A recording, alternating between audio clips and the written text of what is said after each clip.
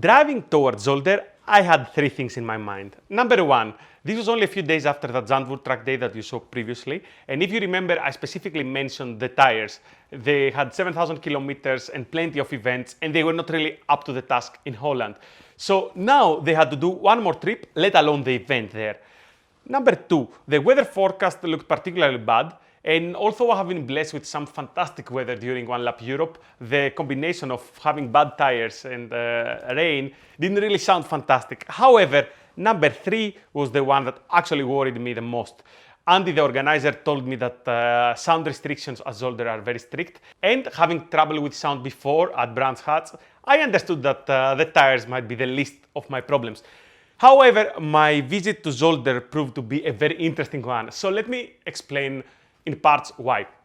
I mentioned Andy from Sky Limits before because basically Sky Limits is the only way that you should do Zolder. Not only they have their base there and they know the place very well, they have the most dates and they are also the most affordable, trying to get everyone on track. They run this cool system with sessions and hours, and with our hobby not being cheap, I fully understand how you are always struggling for budget, so I guarantee you that everyone can afford a couple of hours or a half day at a Sky Limits day at Zolder.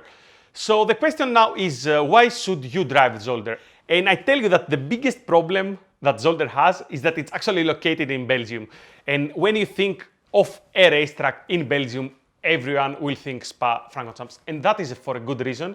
And we're going to revisit this argument when we do Spa, because basically you don't do any racetrack favors when you compare them with Spa, that has the layout, the history, and the importance, the current importance for motorsport today. So basically, Zolder is also an XF1 track, and a very cool one. We're going to have just a quick look here in the track map. Zolder sits at this sweet spot of 4 kilometers. It's a track that has its history back in the 60s as well, so home of the Belgian Grand Prix for the years that major work was happening at Spa, and a very cool track on its own right. I would say that for me, the coolest part is what happens here after turn 4, after Bianchi, all this back part, which is also where all the elevation change actually happens. So that part for me is actually particularly cool. And contrary to some of the other tracks that we discuss in this series, it doesn't finish with a very interesting last corner. Basically, the last corner is a chicane. And if you saw Gabriel in that early Mugello video, you know what we think about chicanes. And there are more than a few here. I will not talk a lot about the racetrack because basically one of the cool things with Sky Limits is that they have instructors there. And one of the instructors that they had available on the day was Ben. Ben was a TCR driver for Honda, so I actually met him a few months back at the ring. He drove one of our Civic Type Rs as a test before he actually drives the Nürburgring. And seeing him back at Zolder, I actually took the opportunity and I went out for a few laps with him. He actually drove the car and we did a quick piece on camera. I will apologize because the quality of the sound is not very good. We really set that on the spot, so there was a bit of wind and a bit of background noise from the pit lane. However, since this is his home track, I think it would be very cool for you to hear it directly from him. Hello guys, I'm Benjamin Lessen. I'm a McLaren driver this season in GT4. Today we are on the beautiful circuit of Zolder. I'm here with, as you can see, Sky Limit events for a casual track day here, as they do almost every week. And yeah, we are gonna go through a lap together and see how it is. So let's go through a lap together.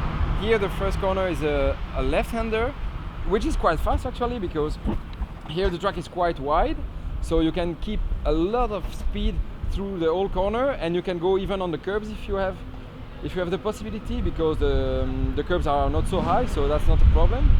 After we arrive on a right corner, which is again is tighter than what you think, so that means that the corner is very long, and in fact it's not a single corner, it's a two corner in one.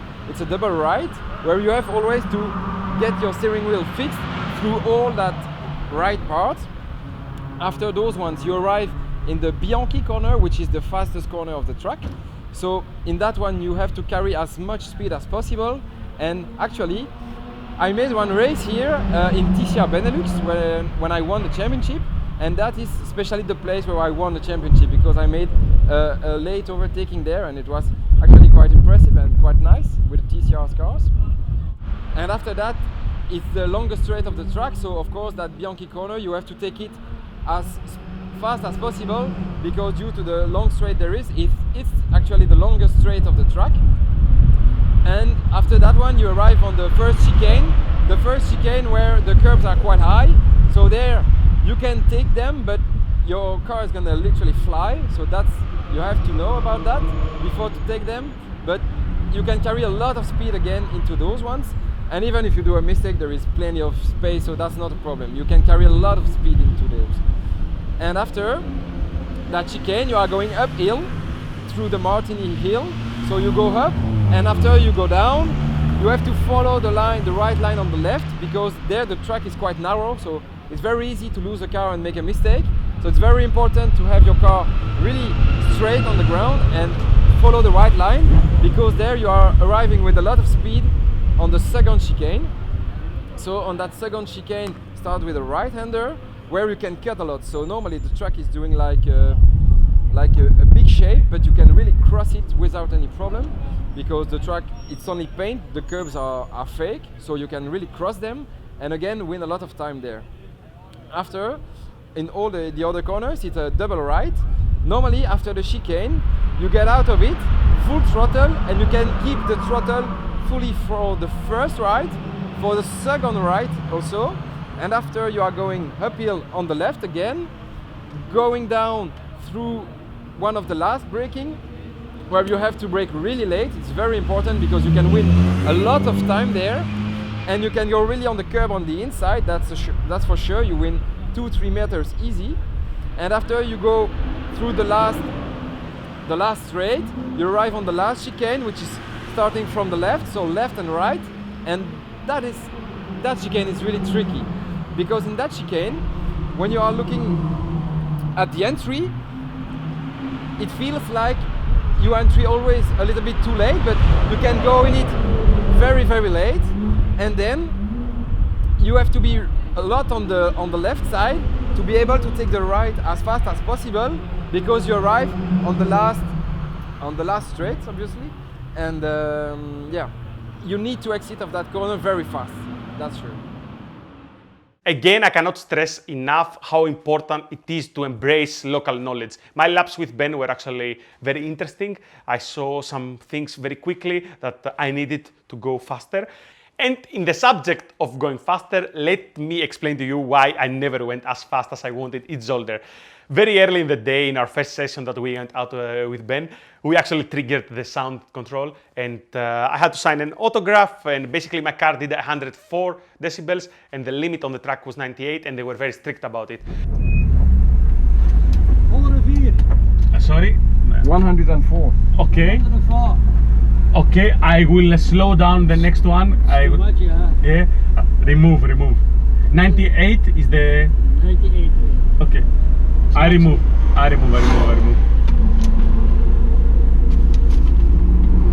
Here? Yeah. Okay. And since we're talking about the subject of going faster, it might be quite interesting to explain to you guys why sometimes in previous videos, and specifically here, I said that a quick look at the data indicated that I could go 4 or 5 seconds faster. And you will of course tell me, man, 4 or 5 seconds is not something small. So how exactly does that happen? Let me explain specifically in Zolder and on that lap that you saw earlier, what would be the problem. The track basically has 3 straights. The one in front of the pit lane, the one after Bianchi corner, that is actually a crucial one, and the one after the last corner here, 8-9. So basically all these 3 straights are sort of the same length. In that lap that you saw, coming out of Bianchi corner, not only the sound control is there, but there was like a slow moving Corvette, and I think I lost roughly like 1.3 seconds on that specific corner, only because there was one slower car there. Then I proceeded to find a slower car here, and I had to downshift in second. That is probably the first time that you see me put second gear in any of these laps. And that destroyed the exit on that straight. And on top of these quite major problems, something that is very difficult to see in the video is that here, the chicane, the last chicane, turn 10, Zaki chicane, it was actually very dirty because someone went spectacularly off. So all the line was actually destroyed, which translates to having a very bad exit to the main pit straight. So I would say that out of the 3 straights that this track has, I couldn't put my foot down in any of the 3. And this is more or less how 3 small coincidences can actually completely destroy lap time, and you are 3 or 4 seconds away from what you could easily achieve. And that is before any data gets analyzed and any serious discussion can actually start. The video doesn't finish here because I mentioned earlier about the weather forecast, and I have been particularly lucky because every single track I visited, even the 3 tracks that I did in the UK, I had fantastic weather. So I knew that eventually, at some point, I will have rain. And you would think that because my tires were not very good and I still had to drive the car back, I would stop driving when the rain came. But that couldn't be farther from the truth. I was actually very eager to go out and drive Zolder in the wet. The track is safe. It might not be modern F1 safe, but it is safe nonetheless. And it is sort of the perfect track to go out and experiment and see what the car wants to do. I have to put a disclaimer here. We know that onboards are boring. We have all experienced this. You are in the car and you have this moment that it feels life-changing to you. And then you go to your friends and you say, I did this and the car moved and I corrected and it looked epic. And then you show them the onboard. And they say, okay, and then you basically see the car doing 3 degrees and then going forward. And inside the car, it felt completely different, and you had to react, and you felt all these things. But in video, particularly through the screen of your phone, these things, they don't look so cool. Then trying to drive fast in the wet, in a track that you don't know, takes that boring in the next level. So if there are not huge angles, and it's not a race lap that basically you're overtaking 20 or 30 cars, these wet laps feel particularly slow. So I will be the first to confess that I guessed that this might not look as interesting as it was. But because I know that many of you would like to see how the car reacts in the wet, how an MX-5 with 300 horsepower and these suspension issues that we discussed, how it actually feels being driven in the wet close to a limit, you know, how this looks, I will actually share a lap with you.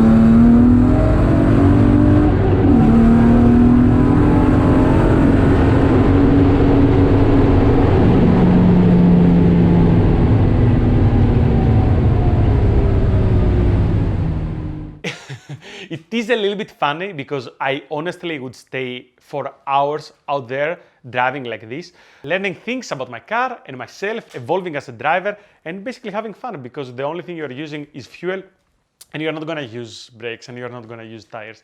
And it was fantastic. However, this new fun was actually short-lived because not only I managed to get trapped behind the spray of a very slow car that would not move, and it happened to be a Corvette, so you guys in the US can maybe feel my pain.